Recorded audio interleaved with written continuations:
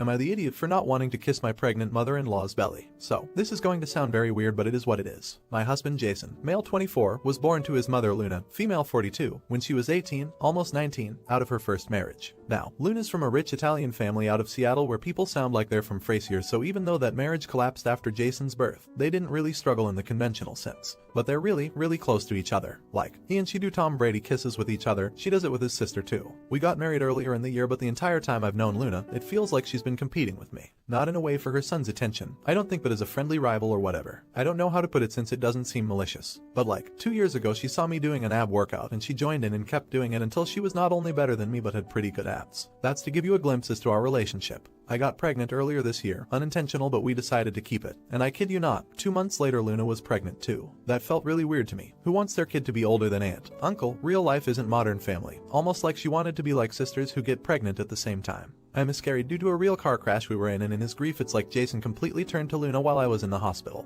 When I got out, it was really, really weird. Like, after visiting his mom's house, he did the Tom Brady kiss with her and then kissed her belly because apparently it's what he did when he was 3 and she was pregnant with his sister. I was freaking out when she asked me to do it too, but I did it just to avoid causing a fight. Since then, I have left his mom's house early whenever we go, making up some excuse or another to avoid the belly kisses, but have had to do it like 3 more times. She's 6 months pregnant now, and yesterday, we visited her house. There she showed us pictures of when she was 7 pregnant with her daughter Rhiannon. 21 Fahrenheit. They were of her nude, tasteful but still, but some were of her and my toddler husband kissing her pregnant belly. She told us she wanted to do this again, same nude style, and my husband agreed. Apparently Rhiannon agreed to do it too. She wants me to do it too since I'll be the mom of her future grandbabies. I gave a non-committal answer, and when we got home, my husband argued with me on giving his mom false hope, telling me it was an idiot thing to just not say yes. I tried to point out to him just how awkward it is and how I don't feel comfortable, but he was having none of it. He hasn't stopped talking to me, but I know he's pissed that I don't want to kiss his mom's belly. But am I the idiot for how I went about the situation? Edit. Felt like I needed to add this before it came up in every other comment.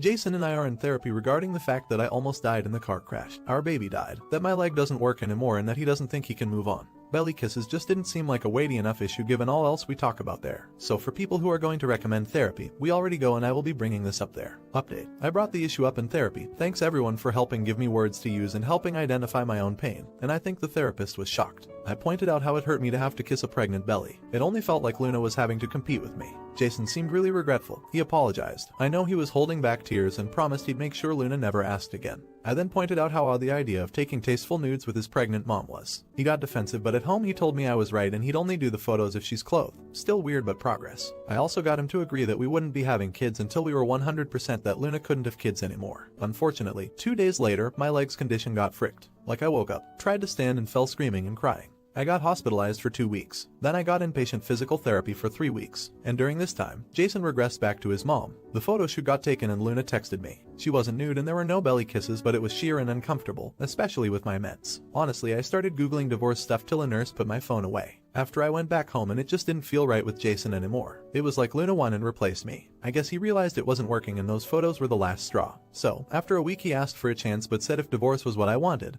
he'd go for it. I told him I did, cause he wasn't who I married anymore and I don't think he can go back. He just said okay and was kind of frozen as we started the process. But then I had a bad fall when I stupidly tried to go down the stairs alone. I hate my leg, and the way he took care of me was like he was himself again. I asked if he still wanted another chance and he said he did but didn't think he could do it here. He asked if I'd be willing to move somewhere far away from his family and leave them behind so we can focus on ourselves. And I said yes, cause I was planning on leaving as soon as we divorced. We're moving to Albuquerque cause his mom can't go there and I got a referral to a treatment facility that'll help. Honestly, these last few days before we leave for our new life has been just like my old life, except I have a 99% dead leg now, and it's been great having the man I love back. I don't know much about New Mexico, but I am excited. Edit. I sent in a request to post this 2 days ago. I only got to put it up now. We're in Albuquerque now and far away from his family. Not the idiot. That sounds like a seriously sick and twisted relationship between the mom and her son. There's some deep issues there that should be red flags for you. Expect jealousy and resentment, and run. Not the idiot. Wishing you the best of luck now that you've been able to physically get away from his family. I hope he continues to put your marriage first and can maintain the new boundaries. Watch out if she starts introducing medical issues to guilt him into coming back. It's a hard one to fight. Now, for the next story. Am I the idiot for not wanting a relationship with my stepmom and stepsister after my dad died?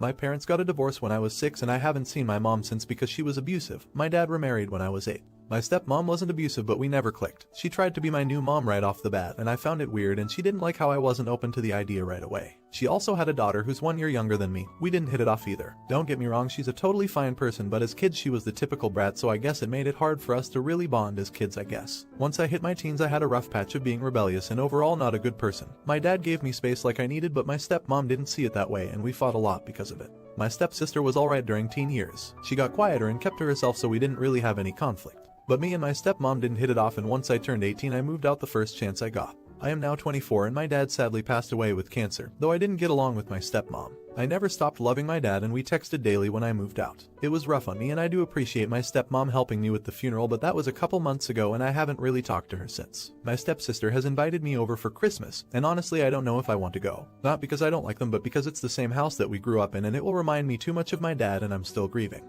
I know my stepsister and stepmom are too, but frick it sucks cause IDK I just want to be left alone for some time to process cause it was only 3 months ago. Am I the idiot if I don't show up to Christmas Day at my stepmom's place? Update. I decided not to cut my stepfamily out of my life. My second question is if I was taught if I go or not, and people say it's up to me. So I went to my stepmom's place for Christmas. This was my first time with my stepmom and stepsister without my dad. It was super hard cause I sat in the seat he always sat on and I just broke down crying. I am forever grateful for both my stepsister and stepmom cause we all just had a group hug on her couch while I bawled my eyes out. It ended and we didn't open presents but just talked. We had brunch and it went well, though I was holding in tears for the whole thing. This was the first time I could see they actually do care for me and I care for them. They are my family. I didn't stay the night cause I couldn't do that, but I left around 11 at night. This was the first time I ever felt like a full family unit and not the bad kid who fought with my stepmom wasn't the nicest to my stepsister. I thank them so much for not holding a grudge when I went through my teen rebel phase. I hugged them both goodbye and went home. I feel like giving them a shot, and going to my dad's place helped me realize that these are the people who have always been there for me.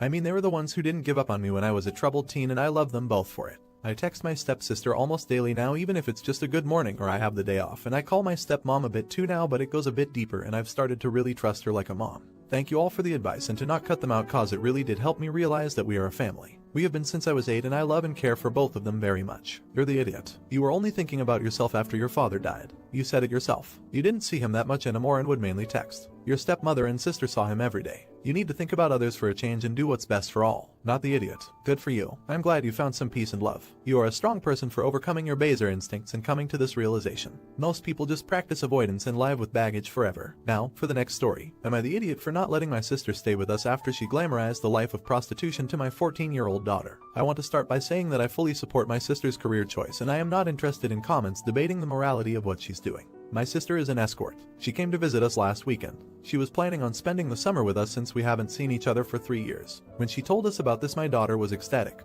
They have a great relationship and she helped me raise her after her mom died. When my parents first found out about my sister's job, they denounced her, told her that she was bringing shame to the family and that she was going to rot in hell. I tried convincing them to change their minds and that treating my sister that way isn't going to do anything good, but they told me that it was none of my business and that I should stop defending her. My sister became depressed because of that and she stopped working. When she couldn't afford rent, I brought her to my house. I told her that she is my baby sister and that I will always be by her side and take care of her no matter what. She started getting better week by week, and after a few months she got back to her former happy self. Back to the present day. Last Friday when I got back home from work, I overheard them talking in my daughter's bedroom. My daughter was asking her aunt about her job. She started telling her about how much fun it is and that she gets to visit many new places and meet new people, and how she gets to decide when she wants to work, which allows her to take breaks whenever she wants, so she gets to visit and spend all summer with us. My daughter told her that her job is so cool and how she's looking forward to spending time with her and all the fun activities they will get to do in the summer. Next morning I told my sister that I overheard them and that I didn't appreciate the way she explained her work, making it seem all fun with no downside. She told me that my daughter wasn't old enough to hear about the dangerous stuff. I told her that she doesn't get to decide that, and since she felt that my daughter was old enough to hear about her job, then she is definitely old enough to hear about the downsides. When my sister was living with us, I had to always be on alert.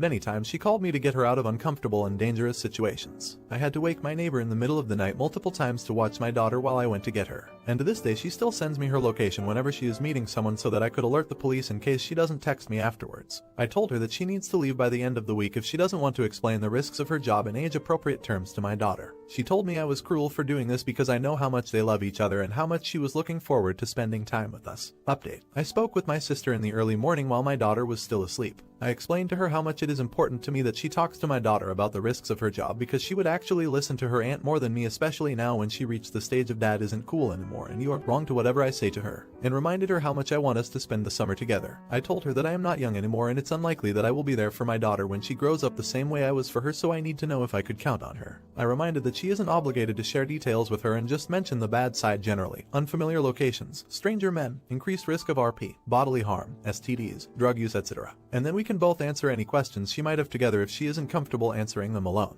She apologized, saying that she was selfish and admitted she should have thought about me and my daughter first instead of refusing because she thought my daughter isn't old enough to hear about the bad side, and promised she'll talk to my daughter about this over breakfast. I overheard the whole conversation, and I thought my daughter was very receptive to her aunt. My sister was reluctant at first, but after seeing her niece's engagement they ended up talking for over an hour, sharing her good and bad experiences and some funny stories. She even told her about how I stood up for her against our parents after their reaction and the many times I came to her rescue. I told my sister afterwards how much I appreciate what she did for me and her niece, and she assured me that she will always be there for me and she'll always take care of her niece like I did with her in the afternoon. While I was working in the garage, my daughter came to me and hugged me, saying that she loves me. I was fighting tears and I failed because it was the first time in over a year that she hugged me, and I think it was the first time since primary school that she said I love you to me. I still told her I love her every day, but she didn't say it back, and even though I understand it's normal for some teenagers, it was actually heartbreaking for me each time she didn't say it back. She watched me work for a few minutes and left without saying anything. I want to thank you all for your comments and advice. To the people who told me that I must insist on my sister talking to her and not accept her refusal, and also to the people who informed me about the risks of trafficking.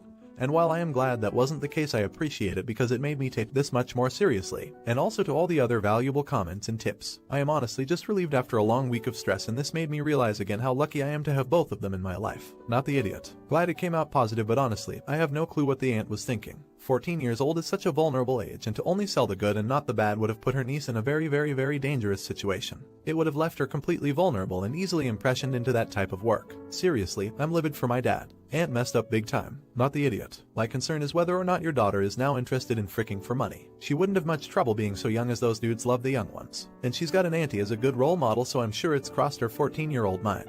Many people don't think ahead. I do, which is why my mind goes this route. Do you think ahead? Let me know in the comments. If you enjoyed it, don't forget to like and subscribe. Goodbye for now.